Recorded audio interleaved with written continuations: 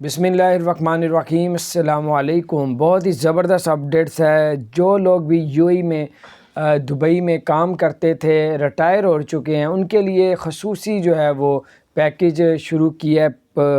Permit का visa permit जो है उसको उनको भी दिया जाएगा। जो रिटायर हो चुके हैं उनको, वो चाह रहे हैं कि रिटायर्ड जो लोग हो चुके हैं वो भी दुबई में रहें, उनके लिए ख़ुसूसी आज शेख राशिद ने जो है अप्रूवल दे दी है।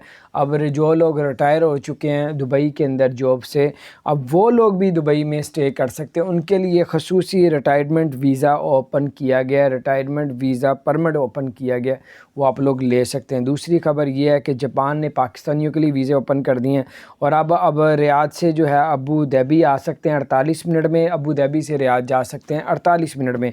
ट्रेन तैयार हो चुकी है। बिज़नेसमैन वालों के लिए बहुत ही बड़ी खबर है, और क्योंकि रोज़ाना उनका आना जाना होता है तो अब 48 मिनट में आप लोग पहुंच जाएंगे, 1 घंटे से भी पहले। तो ये बहुत बड़ी खबर थी, मैंने कहा आपके साथ शेयर करूं। अपना ख्याल रखें। चैनल को सब्सक्राइब नहीं किया, ज़रूर सब्सक्राइब कर दें, बेल आइकन प्रेस कर दें ताकि नीचे अपडेट्स आप तक पहुँचते रहें।